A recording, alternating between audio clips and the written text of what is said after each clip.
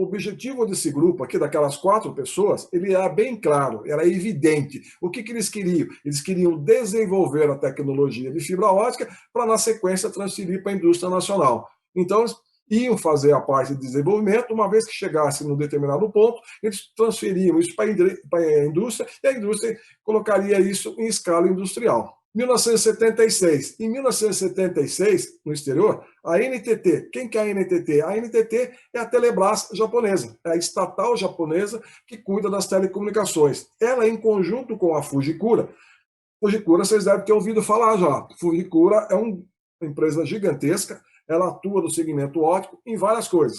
Ela faz fibra ótica, ela faz cabo óptico, ela faz conectores ópticos e ela faz máquina de emenda. Para quem conhece máquina de emenda aí, sabe que Sumitomo e Fujikura são as 2 melhores máquinas que existem aí. Além da Faitel, que é da Furukawa. Então, o fabricante japonês é imbatível em termos de máquina de emenda. E nessa época, a NTT, junto com a Fujikura, desenvolveu as fibras ópticas aí com a perda de 0,5 dB por quilômetro. Então, ó, o negócio está evoluindo, a coisa está andando, e está andando a velocidade da luz, praticamente, né? 1976. O grupo de fibras ópticas ele foi instalado no Departamento de Eletrônica Quântica, fundado por Sérgio Porto. Lembra que o Sérgio Porto veio para o Brasil, fundou o Departamento de Eletrônica Quântica e um dos objetivos dele era fazer fibra óptica. Então ele pegou esse pessoal e trouxe para baixo das asas dele e montou esse pessoal aí no laboratório. E nessa ocasião, o pessoal tinha muita dificuldade. Eles tiveram que superar inúmeras dificuldades. Uma delas era escassez de insumo. Você vai fazer fibra óptica, você faz fibra óptica com o quê? Com sílica pura. Sílica pura. Então você tem que ter vidro de alta pureza. Aonde você vai conseguir vidro de alta pureza? Você tem que buscar no exterior. Para você fazer o núcleo da fibra óptica, vocês vão ver para frente, você tem que usar gases especiais. Fluoro, bromo, boro, várias coisas. São materiais nobres. Era difícil você conseguir matéria-prima. E, além do que, era difícil você ter equipamentos. Você tinha que ter equipamento específico. Então, o pessoal apanhou muito. Por exemplo, o pessoal precisava de um motor de passo, passinho devagarzinho, motor de corrente contínua. O pessoal não tinha condições de importar. Nessa época, o governo militar era bem rígido, eles não queriam, eles não deixavam para você não mexer na balança comercial, tá? Eles queriam sempre ter superávit. Então, cada vez que você importava alguma coisa, você colocava ali e diminuía o superávit. Então, era complicado. Eu participei disso, eu vivenciei isso daí. Então, por exemplo, nesse caso do motor, o pessoal inventou de utilizar um motor de para-brisa, limpador de para-brisa. Se vocês olharem o motorzinho limpador de para-brisa, é um motor de reduzidas dimensões, motor de corrente contínua. O pessoal começou a inventar, começou a fazer. Então, nós fizemos ali toda uma engenharia bem típica de brasileira, bem típica do jeitinho brasileiro. Nessa época aqui, vocês lembram lá, em 1972, foi fundada a Telebrás e planejava abrir um centro de pesquisa. Agora chegou a hora, já tinha massa crítica, já tinha pessoas para levar para o CPQD. Já podia começar. Então, ela planejou iniciar a implantação do CPQD. E onde que seria implantado o CPQD? Então, ela tinha 3 opções. Ela teve 3 opções. Quais seriam essas opções? A primeira opção era na Ilha do Fundão.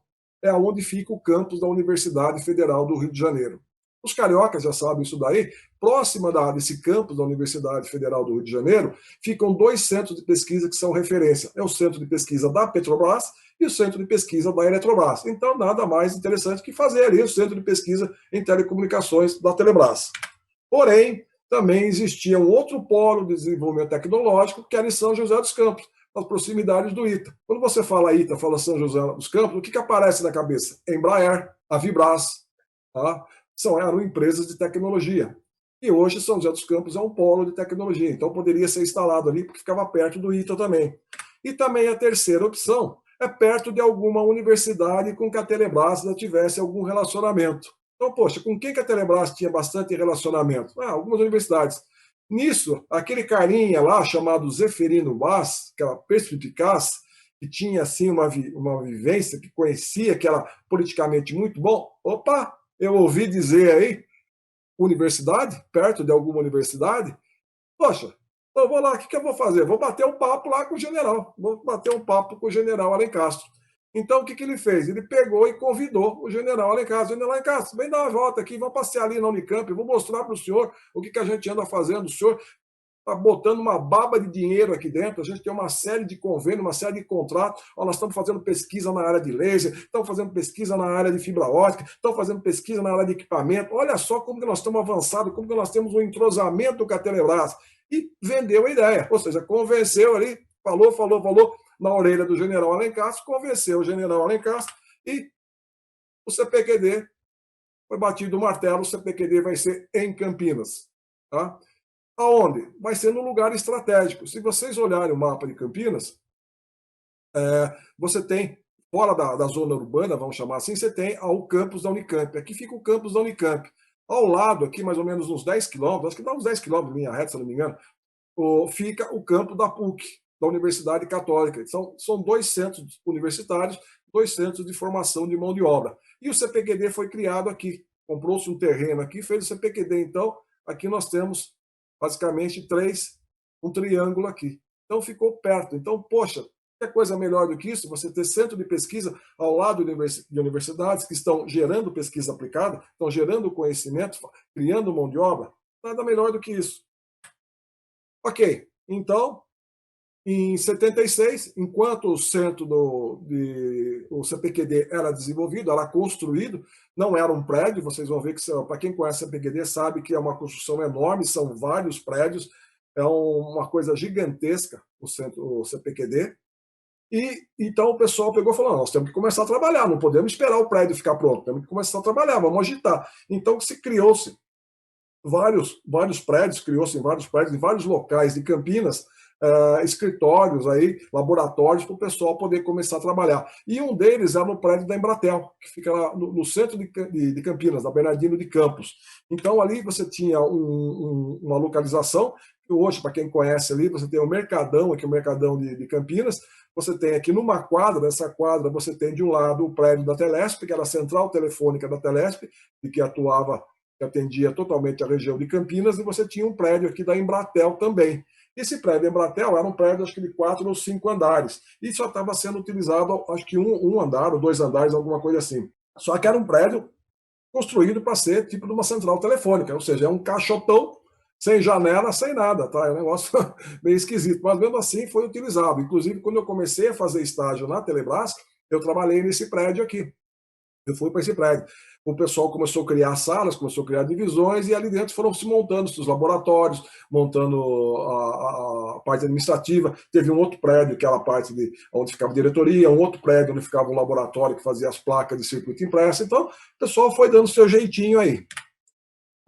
Em 77, um ano depois aí começaram as atividades do CPQD, lá na Unicamp, a Unicamp continua trabalhando a todo vapor, foi feita a primeira fibra ótica. Ela foi puxada numa torre de 2 metros de altura. Para quem conhece, sabe que torre de puxamento é uma coisa que vai de 12 a 15 metros de altura, um negócio bem alto, é um prédio de 3, 4 andares. E o pessoal conseguiu em 2 metros de altura. Por quê? Porque era a altura do teto. Você não poderia furar o teto.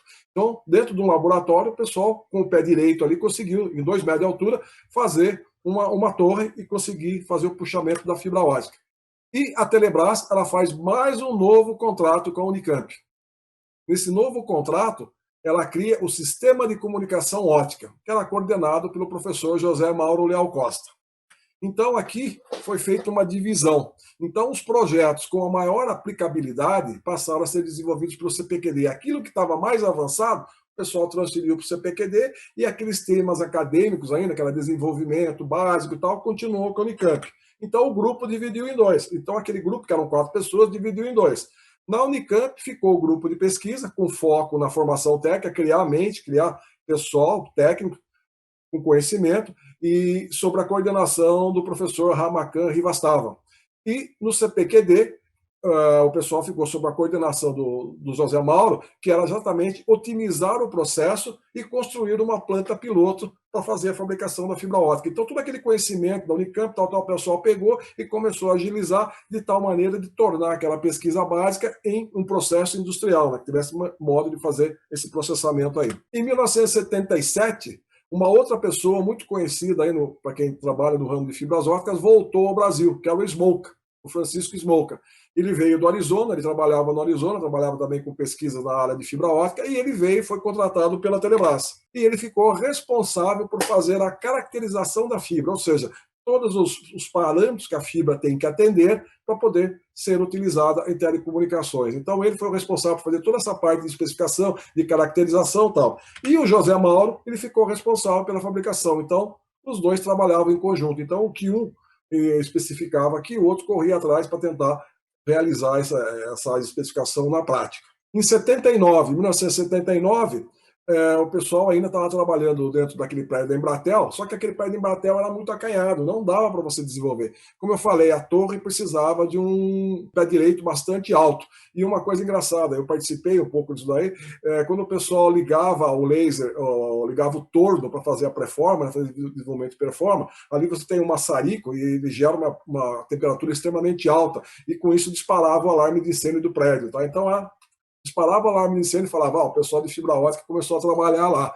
Então, tá meio complicado. Daí o pessoal pegou e mudou para um barracão, pegaram um barracão, tipo de um barracão aí desses industriais aí, e dentro desse barracão eles pegaram e construíram as instalações. Eles foram fazendo um prédio dentro de outro prédio. Então, utilizando o material disponível na época, que era madeirite, que hoje a gente tem drywall e tal, o pessoal foi fazendo aí e fizeram aí vários escritórios e vários laboratórios e conseguiram, pelo pé direito extremamente alto do barracão, conseguiram fazer a torre. Então, aqui, vocês veem a torre aqui. Você vê que a torre é extremamente alta e você precisa até de um elevador para você conseguir acessar os diversos níveis dessa torre aí. E saber o que é que tem nessa torre aqui. Você tem o forno aqui em cima, você coloca a pré-forma, tem onde você coloca o revestimento primário e tal. Tem uma série de coisas. No meu vídeo lá, isso daí tem no meu canal, tem isso daí bastante detalhado.